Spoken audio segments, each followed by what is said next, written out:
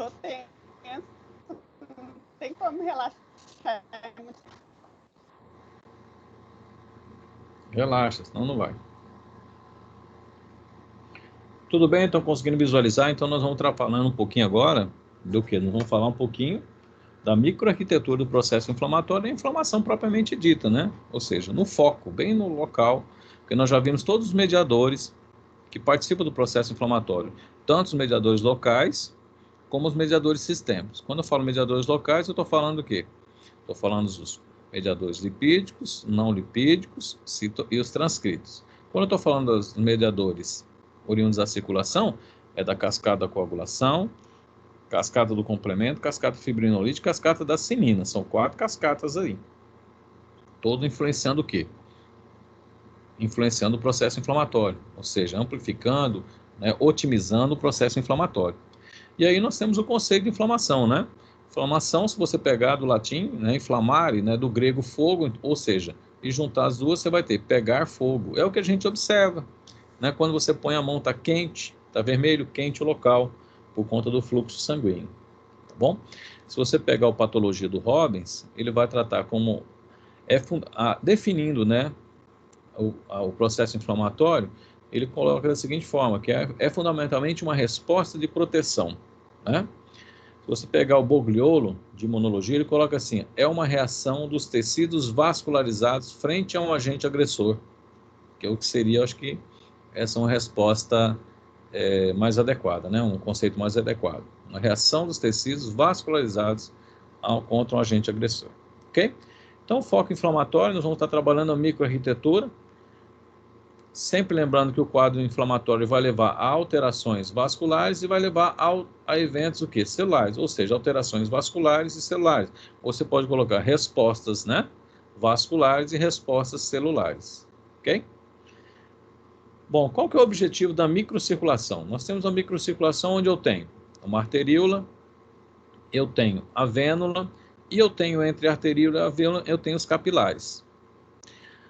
Aí eu tenho o interstício celular, ou seja, entre as células, e aí eu tenho, para drenar todo esse processo aqui, eu tenho uma rede de capilar linfático, ok? Uma rede capilar linfática.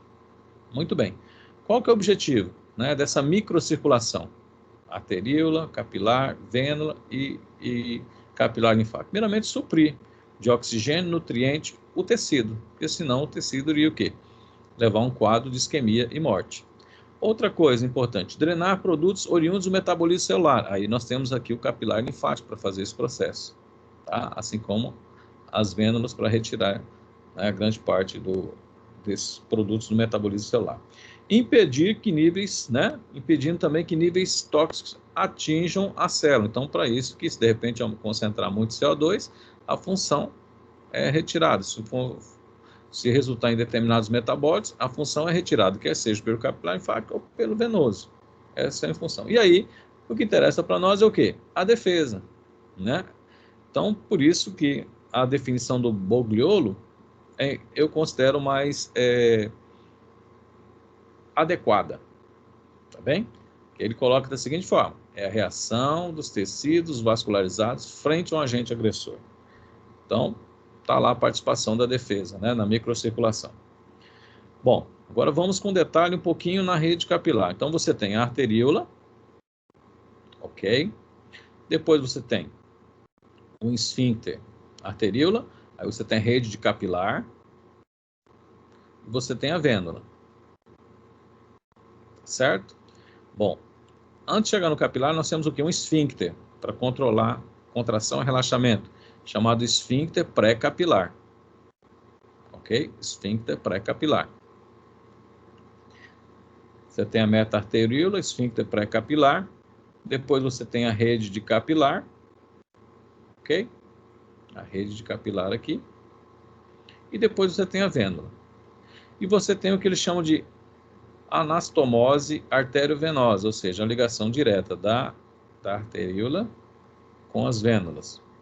Para controlar, às vezes, o quê? Para controlar, às vezes, o aumento da pressão, para não romper a rede de capilar. Tá bom? As arteríolas, ela é constituída célula endotelial, né? É constituída camada média, rica em músculo liso, e aí você tem a camada adventícia, que tem principalmente fibras colágeno e fibras elásticas, tá certo? A meta-arteríola você já tem a diminuição da camada, tem a mesma estrutura, né? Célula endotelial, camada média rica em músculo liso e camada adventícia, mas aqui você já vem a diminuição, o quê? Diminuição do músculo liso. E até que você chega no esfíncter. No esfíncter você tem apenas o quê? Anéis. Anéis de músculo liso. Tá bem? Anéis de músculo liso. E célula endotelial. A rede de capilar, você tem, ele é constituído pela célula endotelial e lâmina basal. Certo? E aí, na capilar, nós temos a célula endotelial. Por que eu separei esses dados explicando? Porque a célula endotelial, ela participa, é importante, né? Porque ela produz diversas substâncias que participam do processo inflamatório, substâncias vasodilatadoras. Então, a célula endotelial, por exemplo, produz óxido nítrico, que atua no músculo liso, relaxamento, promove relaxamento e promove a vasodilatação, expressa moléculas de adesão, né, para a chegada de célula. Então, ela participa intensamente do processo inflamatório. E os capilares, né? Os capilares, nós temos os capilares contínuos, não possui fenestrações. Bom, se não possui fenestrações, olha só, não deixa passar nada, certo?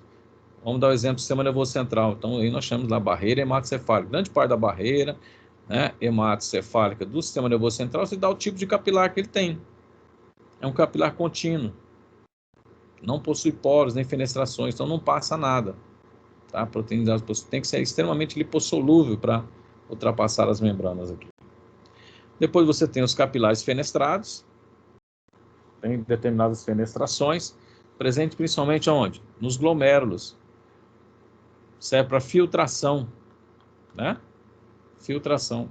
Então só passa alguns íons. Se começa a passar proteínas de alto peso molecular, por exemplo, a albumina, são proteínas grandes, né? Cadeia proteica grande, significa que está tendo lesão no rim. Então, o capilar do rim serve para filtração. Então, filtra íons, né? Filtra os íons a nível renal. E aí, depois você tem o capilar sinusoide ou descontínuo. Ele possui muitas fenestrações, não possui diafragma, e aí permite o quê? A passagem de grandes proteínas. E aí, se você observar, ó, é o fígado, né? Onde você tem o desmanche de moléculas. Então, precisa ter essas fenestrações para permitir a passagem de grandes moléculas, certo?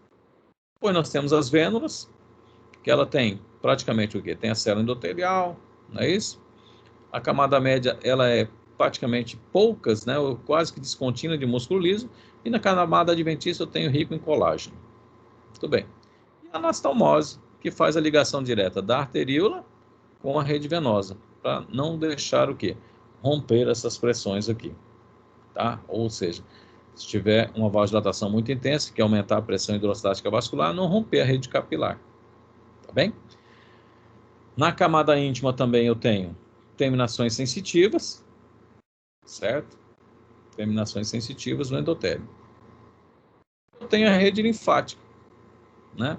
Para que serve a rede linfática? Para drenar produtos do metabolismo e serve também para quê?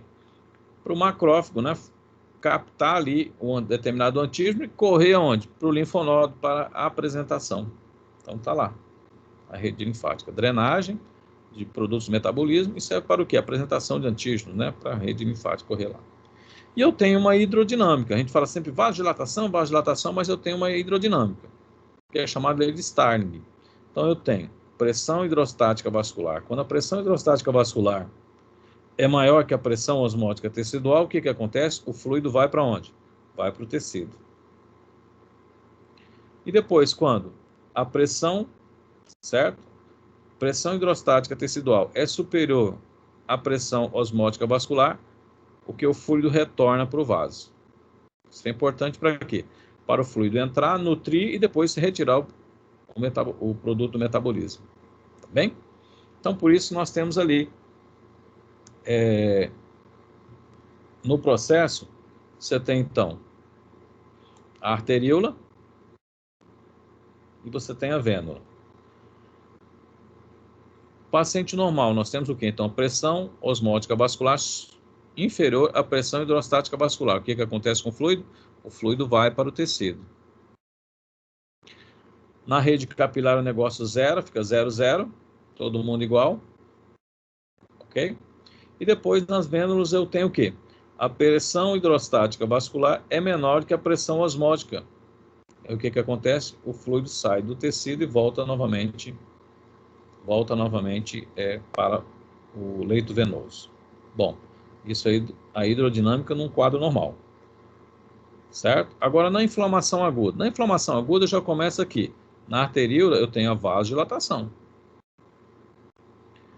E a vasodilatação aumenta muito o quê? A pressão hidrostática vascular. Então, a saída extrema do quê? De fluido para o tecido.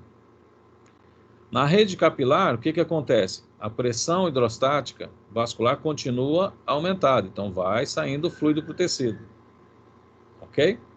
E depois, o que acontece? Lá na rede venosa, a pressão hidrostática vascular continua o quê? Superior à pressão osmótica vascular. Isso aí facilita o quê? A saída de fluido do vaso para o tecido, colaborando para a formação de quem? Para a formação do edema. Tá bem? Bom, quais são os eventos vasculares? Primeiramente, eu tenho uma vasoconstrição transitória, depois os mediadores começam a atuar, eu tenho a vasodilatação, aumento da permeabilidade, e aí eu tenho a exsudação. Tá bem? No primeiro momento, a vasoconstrição, por conta da terminação sensitiva, liberar a noradrenalina local ali, certo? Vasoconstrição. Em seguida, eu tenho o quê? Inicio as alterações vasculares. Uma das alterações vasculares é o quê? A vasodilatação, que vai alterar o quê? A pressão hidrostática vascular e vai alterar também o fluxo sanguíneo e o calibre dos vasos. Bem? Quem são os mediadores que promovem a vasodilatação? Tudo que a gente viu lá atrás, ó. Prostaglandina, histamina, óxido nítrico, neuropeptídeos, frações do complemento, indiretamente, não é isso? Serotonina, bradicinina, já sabe de onde que vem o BK, polipeptídeo vasoativo intestinal, ou seja, são os mediadores lipídicos, não lipídicos e da circulação. Tá bem? Promovendo o quê? A vasodilatação arteriolar, capilar e principalmente a arteriolar. Certo? Então tá lá. Mediadores vão promover o quê? O relaxamento do músculo liso vascular e promover o quê? Vasodilatação. Tá aqui os mediadores atuando. Essa vasodilatação aumenta o fluxo sanguíneo. Então o que acontece? Fica quente vermelho local. A pressão hidrostática vascular se torna superior à pressão osmótica e começa a ocorrer um processo de transudação. O que é a transudação? São proteínas de baixo peso molecular. Baixo peso molecular, como por exemplo a albumina. Então, com a vasodilatação começa o quê? Forçar a saída de fluido para o tecido. Tá bem? Começando a contribuir para a formação do edema.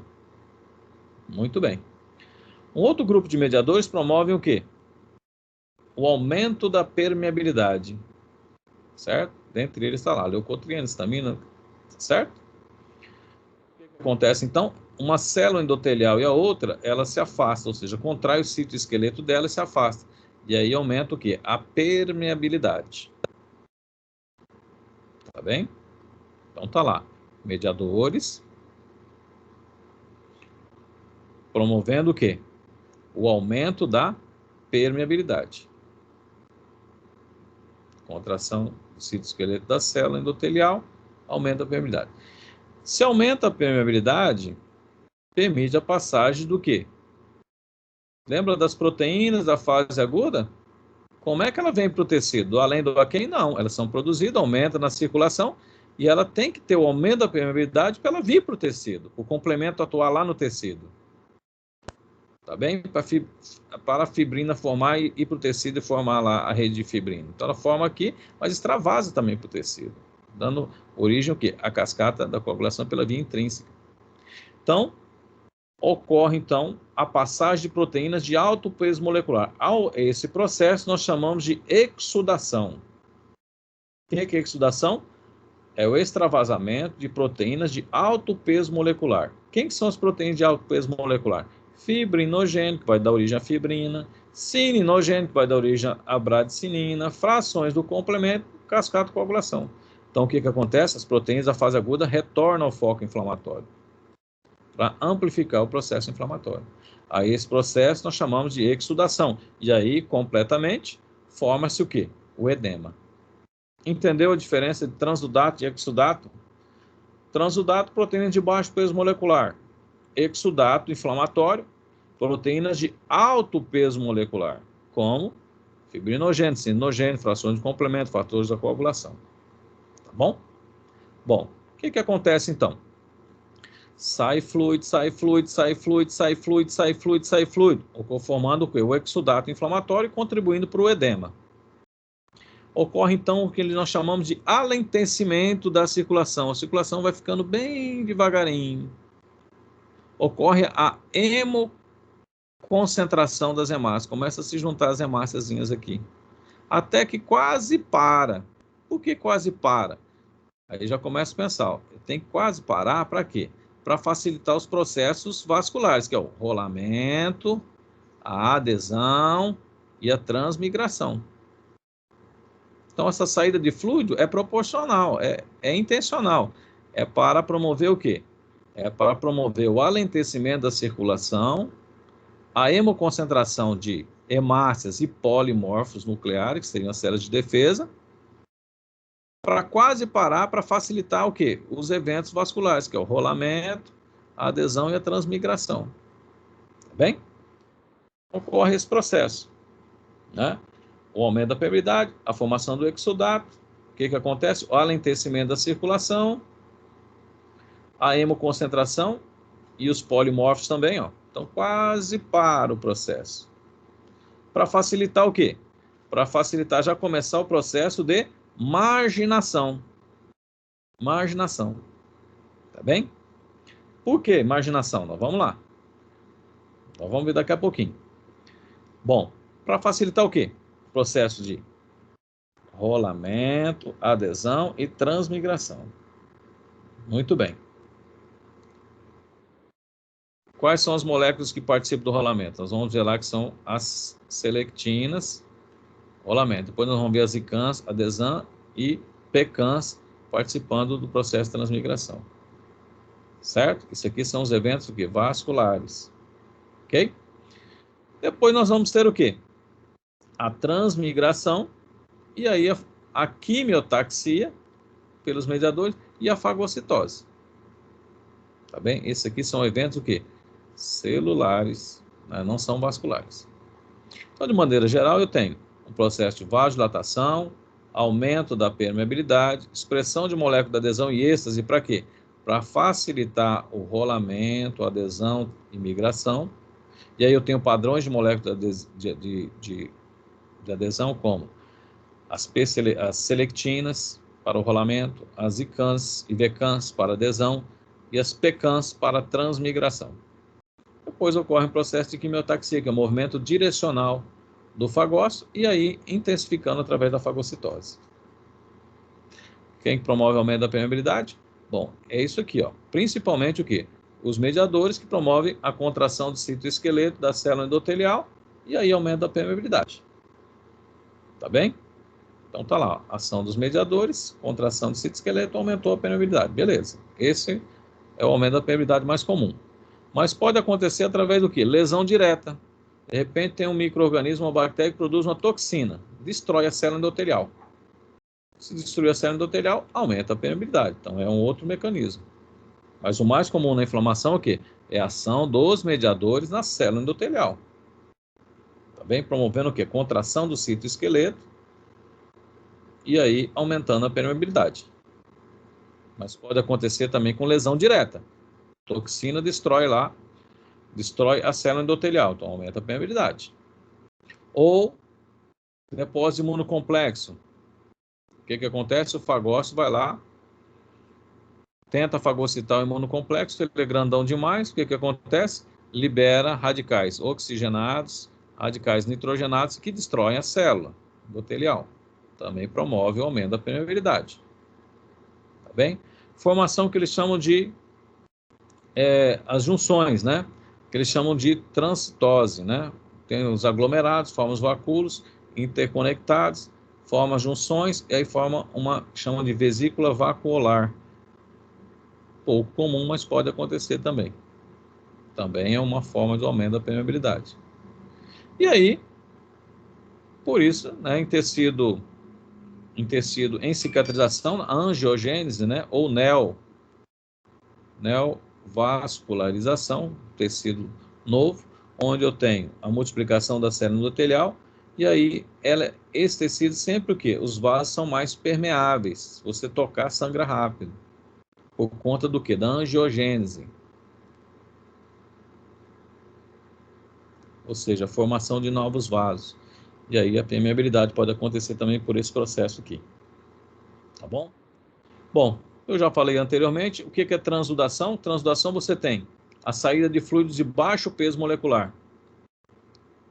Resultante do quê? Principalmente resultante da vasodilatação, que aí aumenta a pressão hidrostática vascular, proteínas de baixo peso molecular. Tá bem? Principalmente a albumina. E você tem o processo de exudação, que você tem a vasodilatação, mais o quê? O aumento da permeabilidade, permite a passagem de proteínas de alto peso molecular. Quem que são as proteínas de alto peso molecular? São as proteínas da fase aguda. Fibrinogênio, sininogênio, complementos, anticorpo, tá bem? Complemento, fator de coagulação. Certo? O que atrai as moléculas é o gradiente químico ou é o mastócito, é o produto, né, do que está sendo feito na inflamação? O que atrai já pelos próprios eventos vasculares. Lembra que isso aqui, ó, eu promovo o quê? Uma vasodilatação na rede capilar, diminuição, aumento da permeabilidade. Então, isso aqui promove o quê? Aumento da pressão hidrostática vascular, favorecendo o quê? A saída de fluido. Entendeu? Então, você tem vasodilatação, aumento da permeabilidade e aumento da pressão hidrostática vascular. Tudo isso contribuindo para a saída de fluido, principalmente proteína de alto peso molecular. Entendeu? Tranquilo? Então ele está circulante e aí ele percebe essa Sim, pressão osmótica. Está circulando. E aí... Ah, tá, entendi. Essas proteínas da fase aguda estão sempre circulantes. A gente não detecta na circulação, através do VHS, proteína C reativa, ela aumenta na circulação. Concentra. Se ela aumenta, a gente consegue detectar. E como é que ela vai para o tecido? Ela vai para o tecido porque tem um processo inflamado. Porque tem ali naquele processo, tem um processo de vasodilatação, aumento da permeabilidade e aumento da pressão hidrostática. Tudo contribuindo para a saída dessas proteínas para onde? Para o tecido. Certo? E é isso que nós chamamos de exudato inflamatório. Aí o exudato pode ser classificado em exudato seroso, tá bem? Que eu tenho um fluido claro, com baixo, né, conteúdo proteico, um exudato fibrinoso e um exudato purulento. Quando eu tenho o exudato purulento, eu tenho o quê? Grande parte de bactérias vivas, bactérias mortas, restos celulares, formando e constituindo o quê? O pus. Aqui é um exudato purulento. Tá bom? Bom, qual que é o objetivo do exudato? Né? O que tem lá no exudato, gente? Proteínas da fase aguda. Qual que é a função? Suprir de nutrientes a linha de batalha. Diluir toxinas bacterianas, porque tem proteínas da fase aguda que arrefecem o processo. Muito bem. Inativar toxinas por conter protease. Lembra lá do monte de protease, antiprotease, anticriptopsina? Tá lá as proteínas da fase aguda. Olha lá, depositar fibrina. Para quê? Para facilitar a fagocitose e para aprisionar o micro-organismo. Então tá lá. Consequentemente, você aprisiona a bactéria, delimita o processo infeccioso, impede o avanço da infecção. E além disso, contém o quê? Sininogênio, que vai dar origem ao mediador vasodilatador, imunoglobulinas, como alguns anticorpos, frações de complemento, que vai dar origem ao complexo de ataque à membrana, e fatores da coagulação. Esse é o objetivo, então, a importância do exudato. Tá bem? Então tá lá. Então, o exudato é o extravasamento grande parte do quê? Das proteínas da fase aguda da inflamação, que são produzidas aonde? No fígado, nos hepatócitos, em resposta às citocinas. Ok? Bom, na inflamação, e quais são os eventos, vamos dizer assim, os eventos celulares? Vou considerar aqui eventos vasculares, né? A adesão, migração e fagocitose. E para isso você depende do quê? De um padrão de moléculas de adesão. Padrão de moléculas para rolamento, para adesão e para migração. Quais são os padrões de moléculas que nós temos? Nós temos ali as selectinas, nós temos as imunoglobulinas e nós temos as integrinas. Tanto a célula endotelial expressa a molécula de adesão, como o fagócito também expressa a molécula de adesão. Tá certo? Então aqui as selectinas a gente já vai falar que principalmente serve para o rolamento. A ICANS e VCANS serve para a adesão, é isso? E aí as PCANS serve para a transmigração. Então tá lá, ó. P-selectina e E-selectina é expresso por conta, é expresso pelo endotélio e é expresso pelo neutrófilo. Tá bom? Então a célula endotelial expressa P-selectina e E-selectina. E o fagócito, uma outra molécula que é o ligante que chama de Cialyl-Lewis. Tanto a célula endotelial expressa, como também o quê? O ligante. Então, as P-selectinas servem para quê? Serve para o rolamento. As ICANS e VCANS, tanto o endotélio expressa, como também o fagócito expressa também. Os polimorfos expressam também, o que eles chamam de LAF1. Tá bem? Então, a célula endotelial expressa quem? As ICANS e VCANS. E o fagócito, os LAF, serve para quê? Para aderência. PECAN. Tanto o endotélio como os leucócitos expressam a PECANS, que serve para quê? Para a migração ou transmigração. Tá bom? Então tá lá. Bom, quem que estimula e por que algumas demoram alguns minutos e outras horas? Por exemplo, a P-selectina, ela está pré-formada na célula endotelial. Por isso que é questão de minutinhos. Aí os mediadores estimulam a célula endotelial a expressar o que já está pronto. Outras, né, como a E-selectina de cana, demora horas. Por que demora horas? Porque ela tem que sintetizar, tem que ativar o gene dela, transcrição, tradução, síntese proteica, por isso demora horas. Tá bom? Então tá mostrando lá, ó. A P-selectina, ela tá pré-formada. Pré-formada onde? Nos corpúsculos eles chamam de Weibel-Palade. Tá lá. Tá pronto a P-selectina. Então, quando eu tenho um mediador que estimula a célula endotelial, o que ela faz? Ela vai expressa essas moléculas de adesão. Tá bem? Expressa lá a P-selectina, que já está pré-formada. E serve para quê? Serve para o rolamento. Depois as outras demoram o que? Horas, porque tem que ser ativar o gene, transcrição, tradução, síntese proteica para ela poder o que? Expressar. Depois eu vou ter um outro grupo de molécula, né? Vamos lá. Serve lá a E-selectina e a L-selectina serve para o quê? Para o rolamento. Eu tenho que lembrar como é que estava a circulação. A circulação estava extravasamento de fluido, né? Estava tendo uma hemossedimentação e uma célula, os polimorfos, praticamente o que? Andando em fila indiana, quase em êxtase, parada. E aí agora o que acontece? A expressão de molécula de adesão para o rolamento. Muito bem. Aí eu tenho uma citocina muito importante chamada IL-8. Ela aumenta a avidez da ligação entre as moléculas de adesão da célula endotelial e as moléculas de adesão do fagócito. Tá certo? Então ela facilita o quê? A aderência. Tá certo? Sem ela, não teria o que aderência. O fagócito só ficaria o quê? Rolando, rolando, rolando. Então aí começa então a expressão de moléculas, por exemplo, as ICANS. ICANS e VCANS. E por último, eu tenho o quê? A expressão de molécula de adesão tanto do fagócito, do polimorfo nuclear, como da célula endotelial, das PECANS, que facilita o quê? O processo de transmigração. Muito bem, transmigrou, está lá o fagócito. Muito bem. Ele tem que ser direcionado. Direcionado através de um gradiente de concentração, no gradiente mediador químico, gradiente mediador inflamatório. A esse processo direcionado nós chamamos de quimiotaxia.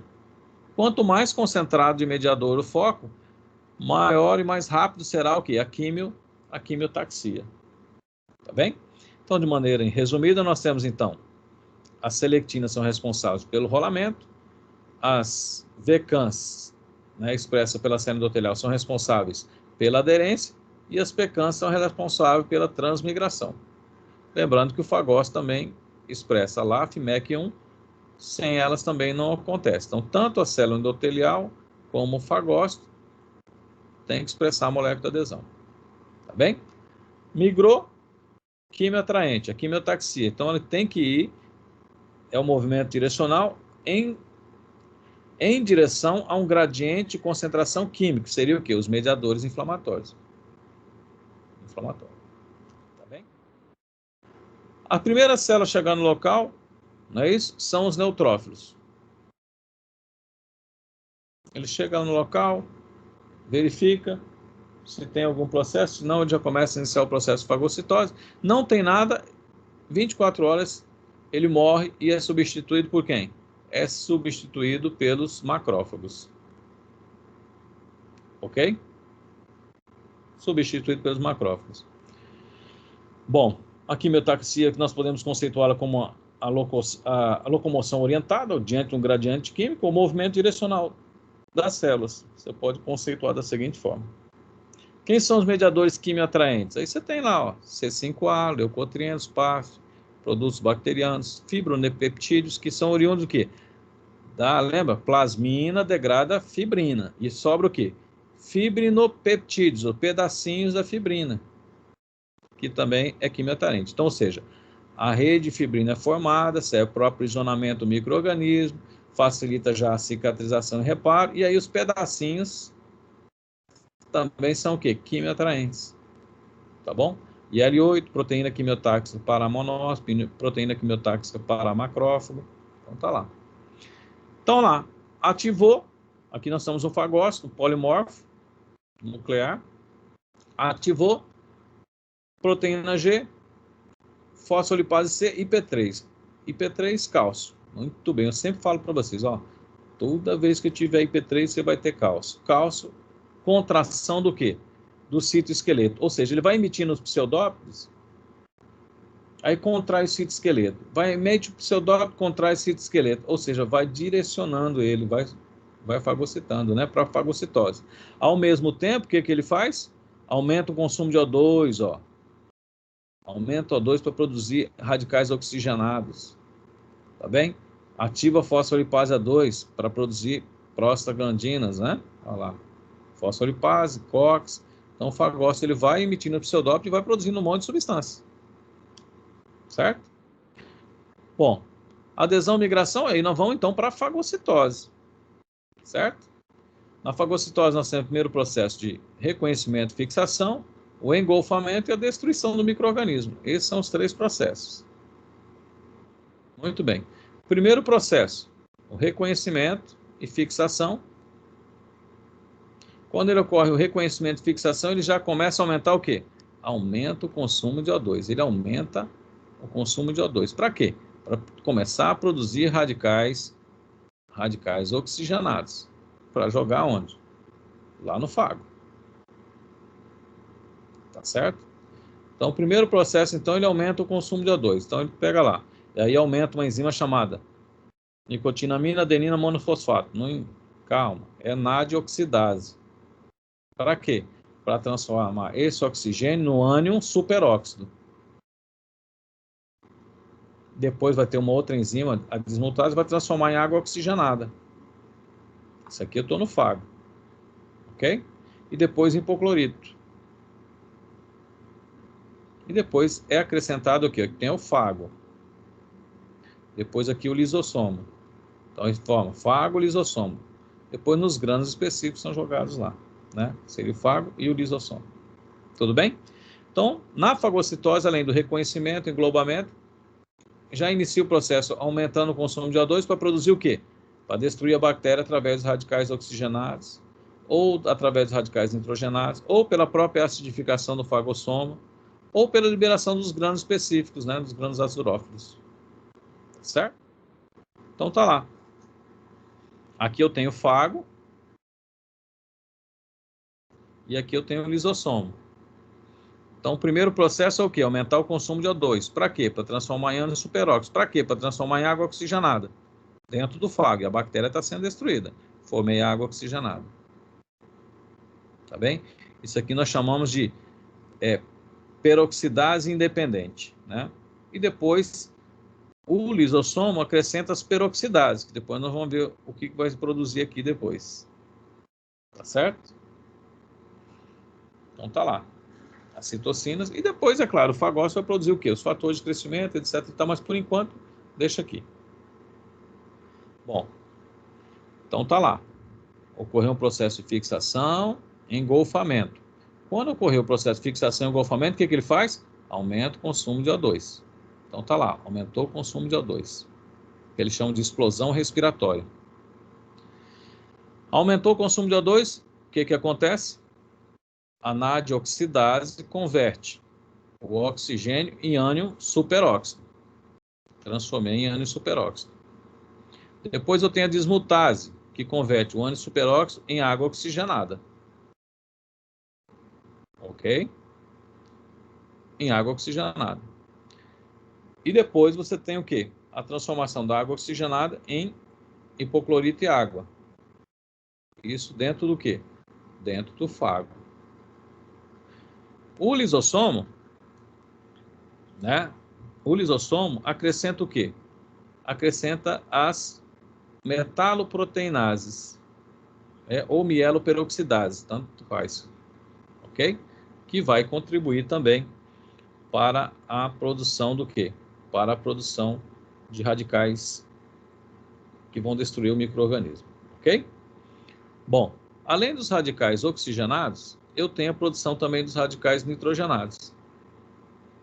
Como é que ocorre esse processo? Então, ocorre o processo de fagocitose, ativa a óxido nítrico sintetase, sintetiza o óxido nítrico. Ok?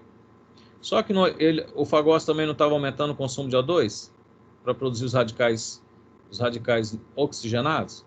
Agora, a interação entre oxigênio e nitrogênio forma o quê? Os radicais nitrogenados, que eu vou mostrar aqui à frente. Então, forma os radicais, a partir do óxido nítrico, forma os radicais nitrogenados. Tá bem? Então, ele está sendo mostrado lá, ó. Ativa, o fagócito reconheceu o micro-organismo, aumentou o consumo de O2 para virar ânion superóxido. Ativou o óxido nítrico sintetase, produziu óxido nítrico. Aí ocorre a interação do ânion superóxido com o nitrogênio e forma o quê? O radical nitrogenado, que é jogado no fago para também destruir. Então, se não morrer com radicais oxigenados, morre com radicais oxigenados, morre com radicais nitrogenados. Tá bem? Então, mais uma vez, mostrando lá, ó. Aumentou o consumo de O2, transformou em ânion superóxido, formou água oxigenada. Ok? Fago. Estou no fago.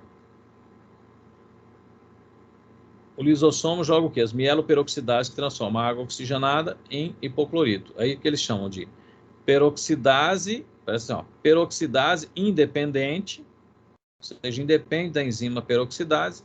E aqui o hipoclorito, peroxidase dependente, ou seja, depende da enzima para ser produzido um radical, né, um produto tóxico, que é o hipoclorito.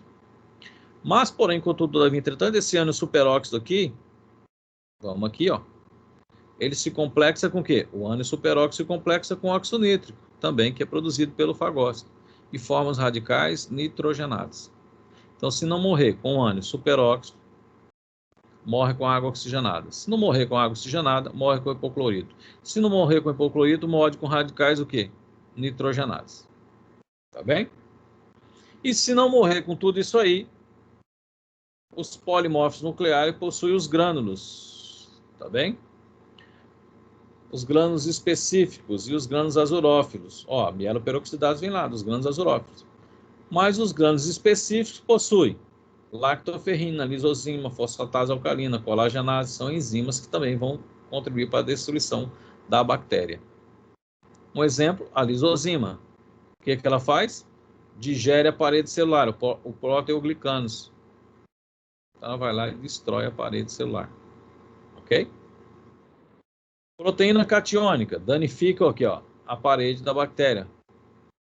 Então, tá lá, proteína catiônica. Beleza?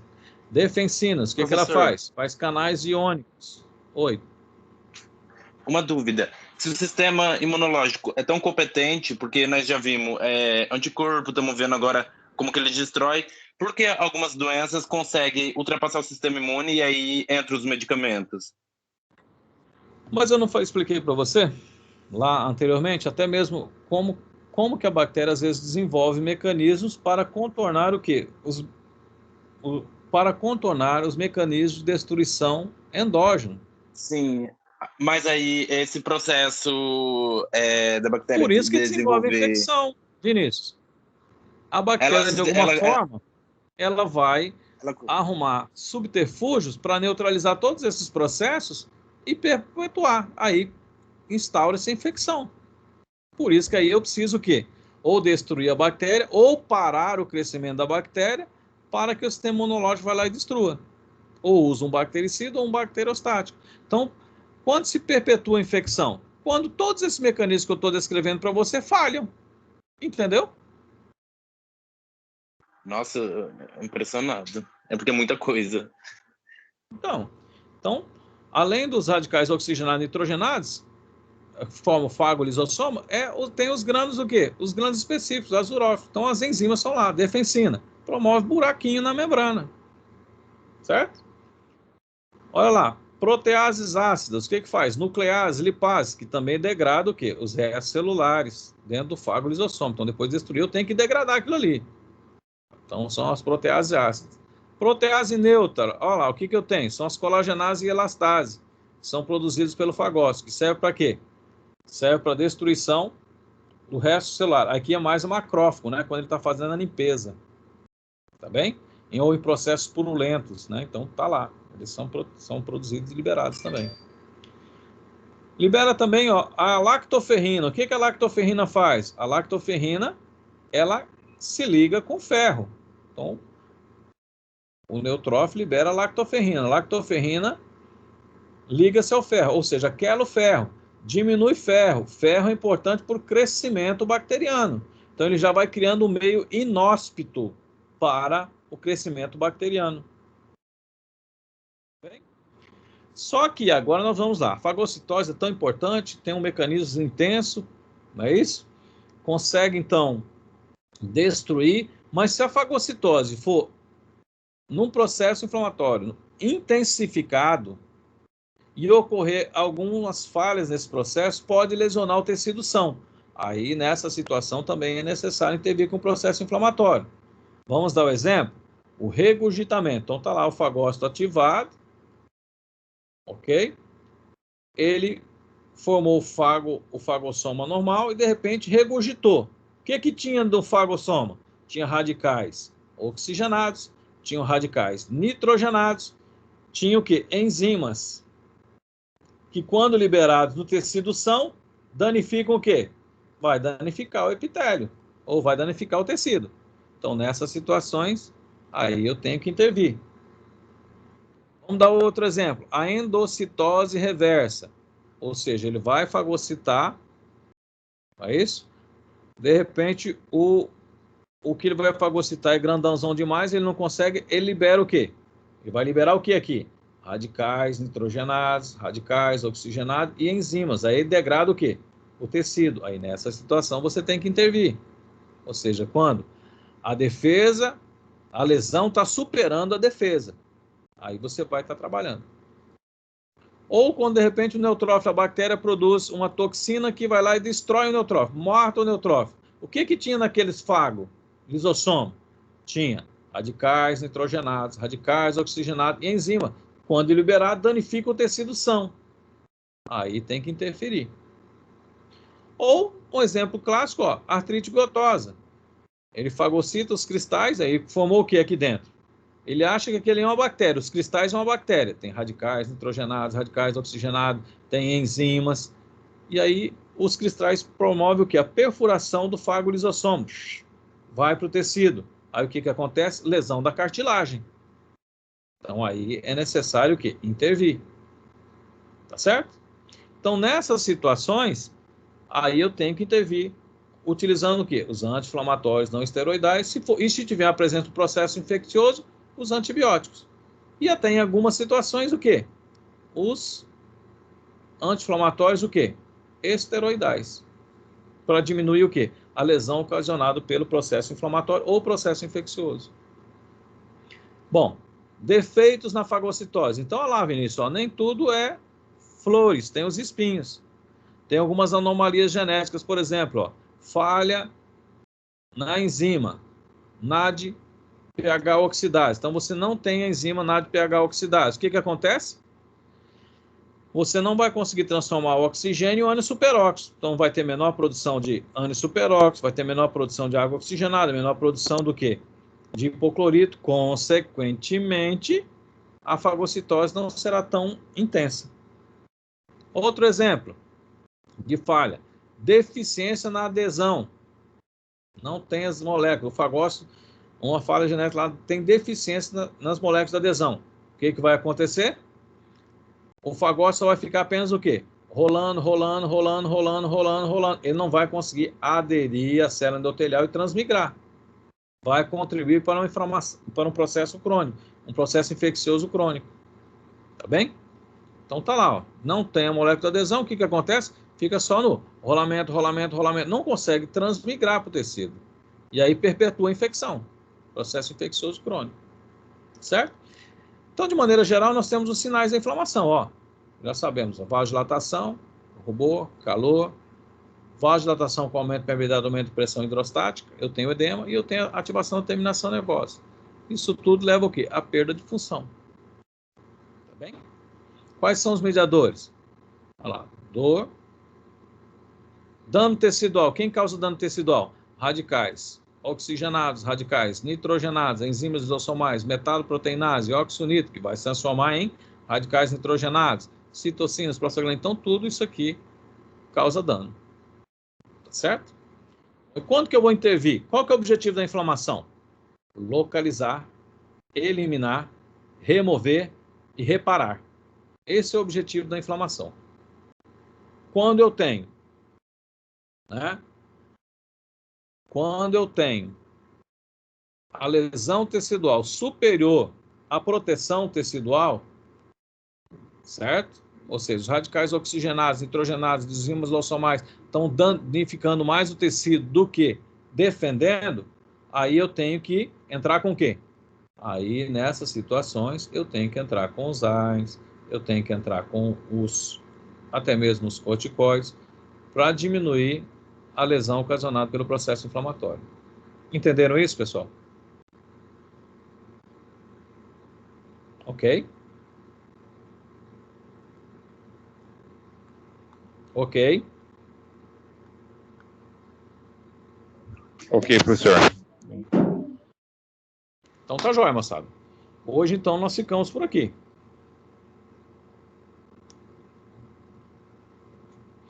Aonde que eu vou sugerir para você realizar uma leitura? Bacana. No Patologia do Robbins, tá? Essa aula, ela tá bem traçada de lá.